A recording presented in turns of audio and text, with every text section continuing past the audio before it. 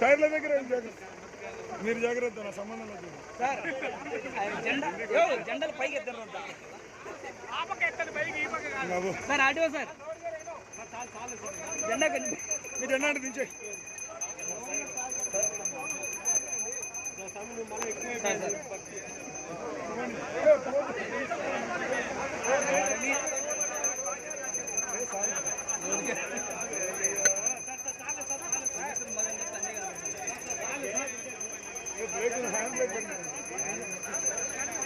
ఈ దేశ గౌరవ ప్రధాని నరేంద్ర మోడీ గారు 2014 అక్టోబర్ 2న స్వచ్ఛ భారత్ కార్యక్రమాన్ని ప్రారంభించిన విషయం అందరికీ తెలిసిందే.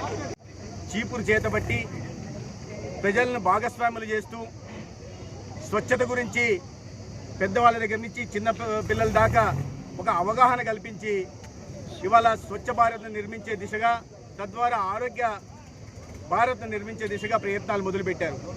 దాంట్లో భాగంగా దేశవ్యాప్తంగా 12 కోట్ల వ్యక్తిగత మరుగుదొడ్లను కూడా ఇజ్జత్ గర్ల పేరుతో నిర్మించడం జరిగిన విషయం కూడా తెలిసిందే.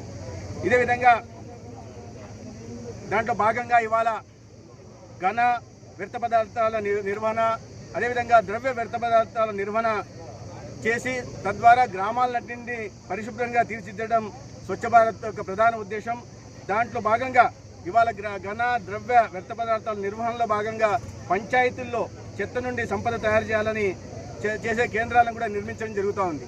దాంట్లో భాగంగా ఇవాళ 5 ట్రాక్టర్లని ధర్మవరం నియోజకవర్గంలో మంజూరు చేయడం జరిగింది.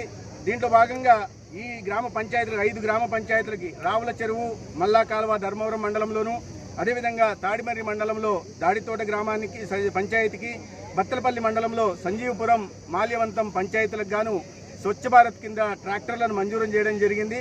ఈ ట్రాక్టర్లు ఇంటింటికి వెళ్ళి గ్రీన్ అంబాసిడర్స్ ద్వారా ట్రాక్టర్లు మరియు డ్రై సైకిల్స్ ద్వారా చెత్తను సేకరించడం, ఆ చెత్త నుండి సంపద తయారీ కేంద్రాలకి తరలించడం, అక్కడ తడి చెత్తను పొడి చెత్తను వేరు చేసి దాని నుండి సంపదను తయారు చేయడం దీని ద్వారా జరుగుతుంది.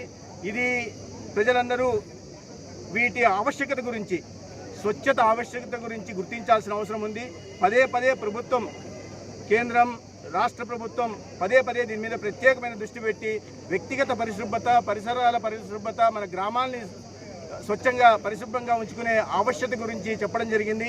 ఇటీవల గౌరవ రాష్ట్ర ముఖ్యమంత్రి వర్యులు చంద్రబాబు నాయుడు గారు, అదేవిధంగా రాష్ట్ర ఉప ముఖ్యమంత్రి వర్యులు పవన్ కళ్యాణ్ గారు కూడా సమీక్ష నిర్వహించి ఈ స్వచ్ఛ భారత్ మీద అవగాహన కల్పించే కార్యక్రమాన్ని కూడా చేపట్టడం జరిగింది. Okay sir.